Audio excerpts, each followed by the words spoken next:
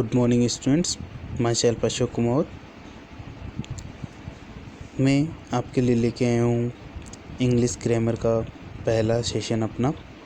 देखिए, English grammar जो है वो हमारे कोर्स में 4 भागों में बांटी गई है, जिनमें एक ग्रामर, दूसरा वोकेबुलरी यानी जिसे वोकेब कहते हैं, तीसरा हमारे पास जो हिस्सा है वो है कंपोजिशन का, और चौथा हमारा जो इंग्लिश सब्जेक्ट है उसे बांटा गया है हमारी किताब के रूप में, जो हमें कहानियों में, कविताओं के रूप में हमें पढ़नी है।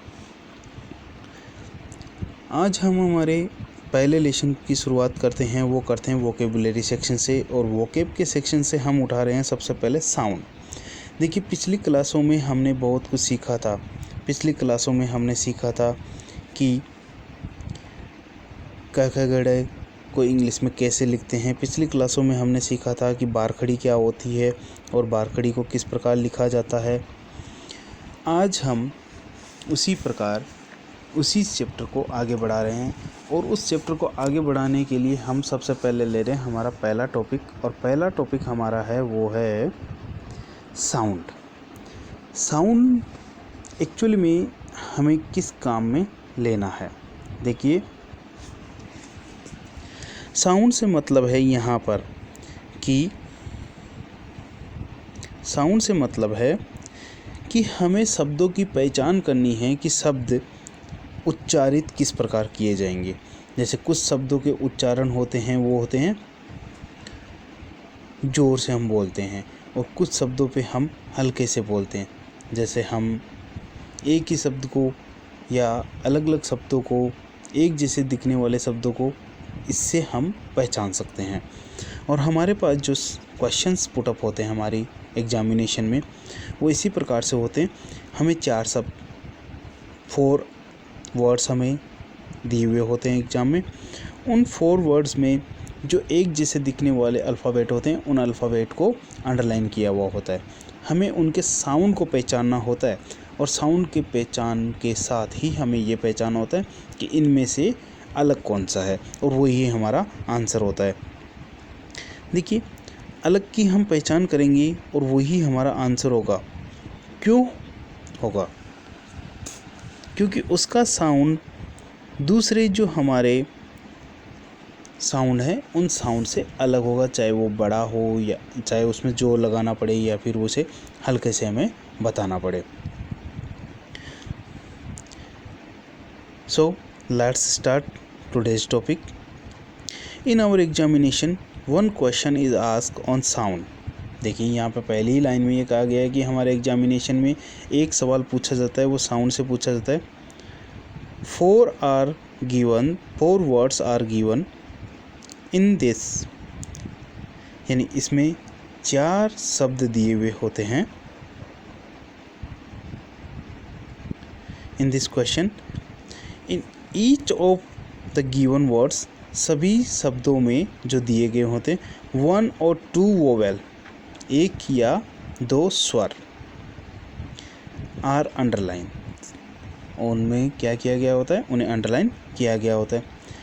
इन 1 वर्ड, एक शब्द में 1 और 2 vowels underline give a distinct sound. यानी ये कहीं क्या रहा है इस लाइन में ये कहा जा रहा है कि एक शब्द, एक वर्ड से या एक से अधिक 2 वर्डों से अंडरलाइन किए हुए होते हैं, उनका साउंड थोड़ा अलग होता है, different from the sound of other given words. इसका साउंड दूसरे शब्दों से अलग होता है। द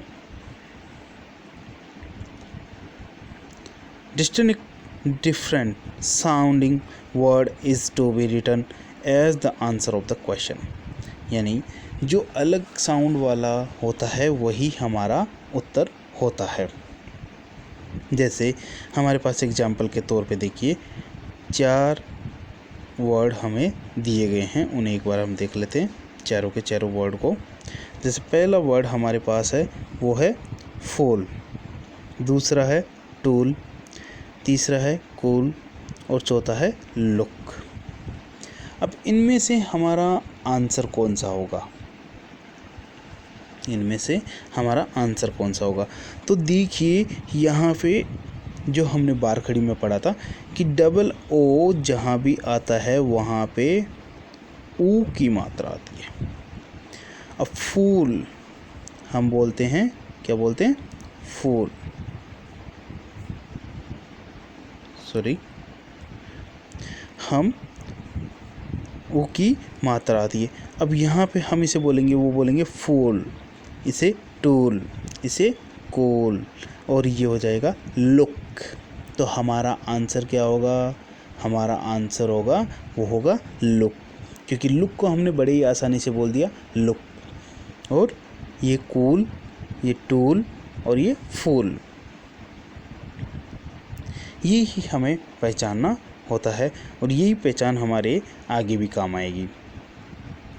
अब देखिए ऊपर वाले क्वेश्चन का आंसर क्या दिया गया है। In above words the vowel double O in look has found of U, यानी लुक में जो डबल ओ है उसका साउंड यू का आ रहा है, जबकि अन्य जो वर्ड दिए गए हैं उनमें साउंड हमारे पास ऊ का आ रहा है। यानी कहा यह जा रहा है कि लुक जो वर्ड है उसमें डबल ओ का जो साउंड है वो कैसा आ रहा है, वो यू का साउंड आ रहा है, वो यू का साउंड आ रहा है। लेकिन अन्य जितने भी दिए गए हैं उनमें डबल ओ का साउंड वो आ रहा है, वो ऊ का ही साउंड आ रहा है। तो यहाँ पे हमारे पास अलग कौन सा हुआ, डबल ओ बराबर यू वाला हुआ। तो यू वाला ही हमारे पास वो हो गया लुक, और लुक हमारा आंसर हो जाएगा।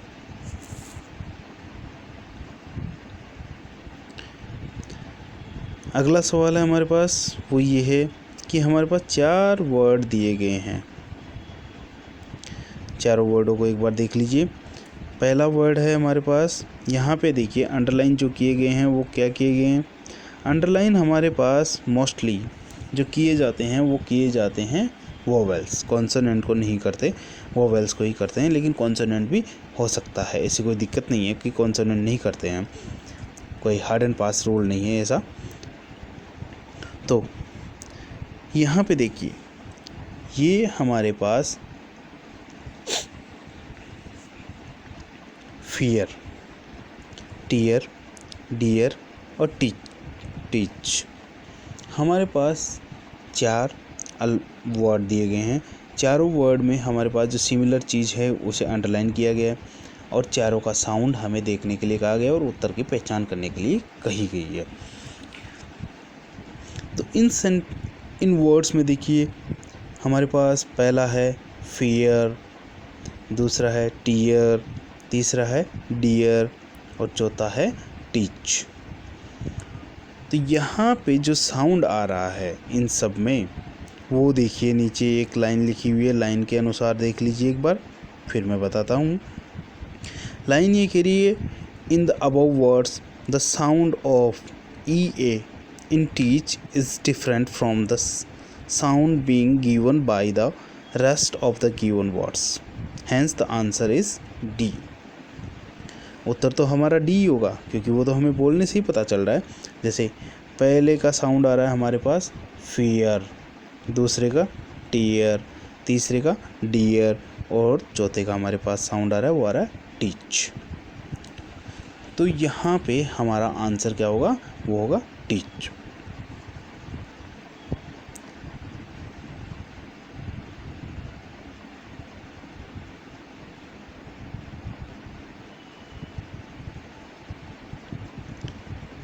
आगे देखते हैं एक्सरसाइज फर्स्ट। देखिए एक्सरसाइज फर्स्ट में हमें वही काम करना है कि हमें जो हमारे पास अंडरलाइन दिए गए हैं उन अंडरलाइनों के साउंड को पहचानना है और हमारे जो आंसर है उन आंसर्स को हमें टिक लगाना है। तो देखिए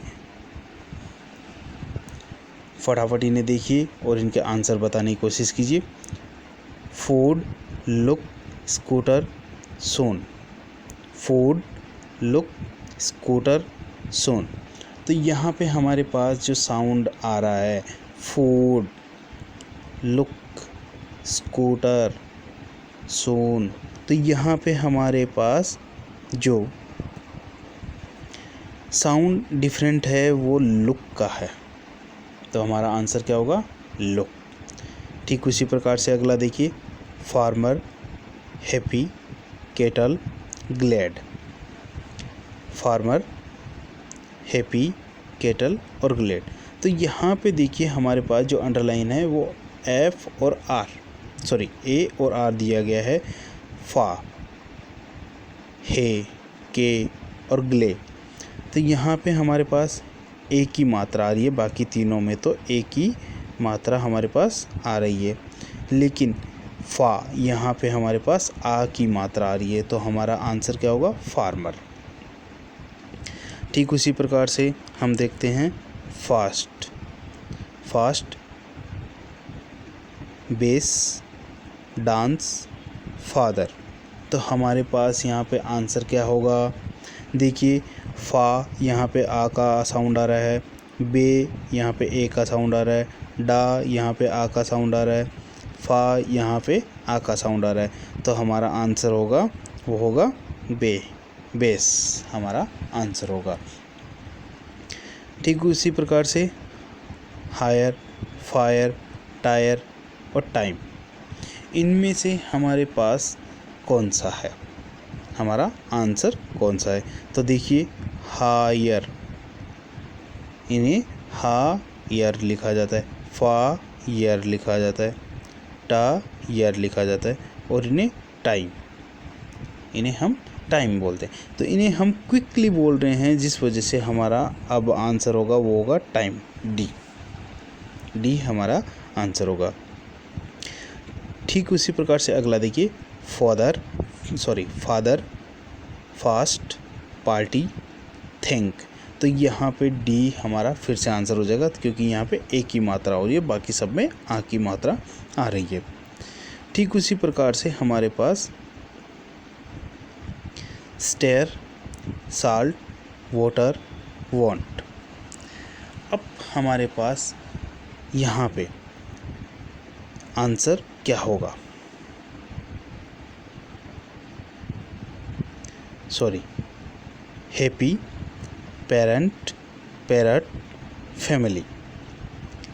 है यहाँ पे ए की मात्रा आ रही है, पे यहाँ पे ए की मात्रा आ रही है, पे यहाँ पे भी ए की मात्रा आ रही है, और फे यहाँ पे भी ए की मात्रा आ रही है।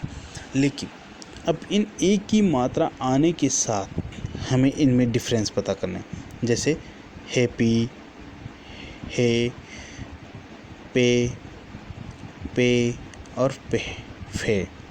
तो यहाँ पे जब भी हम हैप्पी लिखते हैं तो हैप्पी को हम इस प्रकार लिखते हैं हैप्पी, पेरेंट्स को हम पेरेंट्स, पैरट को हम पैरट, और फैमिली को हम फैमिली। यहाँ पे हमारे पास डबल ए की मात्रा आ रही है और बाकी सब में सिंगल ए की मात्रा आ रही है।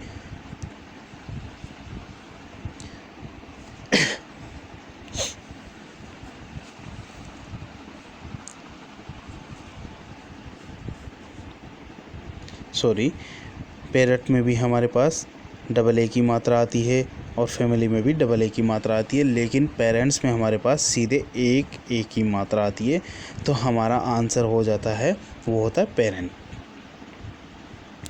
अगला है हमारे पास स्टेयर, साल्ट, वाटर और वांट। स्टेयर, साल्ट, वाटर और वांट। सा यहाँ पे आ की मात्रा, वो यहाँ पे ओ की मात्रा, वो यहाँ पे ओ की मात्रा, और साल्ट को भी हम इस प्रकार लिखते हैं। साल्ट को हम किस प्रकार लिखते हैं? साल्ट को हम लिखते हैं सॉल्ट। तो यहाँ पर भी ओ की मात्रा ही हमारे पास आती है, लेकिन स्टेयर में हमारे पास ए की मात्रा आ रही है, तो हमारा आंसर हो जाएगा होगा स्टेयर। ठीक इसी प्रकार से आपको आगे की एक्सरसाइज करते रहना है, और आगे की एक्सरसाइज एज ए होमवर्क आपको आज मिलती है, और यही हमें क्या करना है, इन सब को इसी प्रकार देखते हुए इनके साउंड को देखना है। साउंड को देखने के साथ ही हमें हमारे आंसर्स को खोजना है। देखिए विद्यार्थियों, यदि आप लोगों ने पिछली क्लासों में बारखड़ी का अध्ययन नहीं किया है या फिर बारखड़ी हमने नहीं की है, तो आप अपनी 6th क्लास की जो ऑनलाइन क्लासेस चल रही हैं उनसे उनके पहले और दूसरे वीडियो को आप उनसे ले सकते हैं। उनमें बारखड़ी ही सिखाई गई है। ये हमारे लिए बहुत ज़्यादा बेटर रहेगी कि हम इन्हें अच्छी तरीके से तैयार कर लें, क्योंकि एक नंबर की बात है, क्योंकि बूंद बूंद से घड़ा भरता है। बाकी किसी प्रकार की कोई भी दिक्कत हो तो आप डायरेक्टली पूछ सकते हैं। 6वीं क्लास के जो वीडियो हैं उन वीडियो में साउंड के बारे में, बारखड़ी के बारे में बताया गया है। वहाँ से आप इन्हें अच्छी तरीके से देख सकते हैं, अच्छी तरीके से आप समझ सकते हैं। धन्यवाद विद्यार्थियों।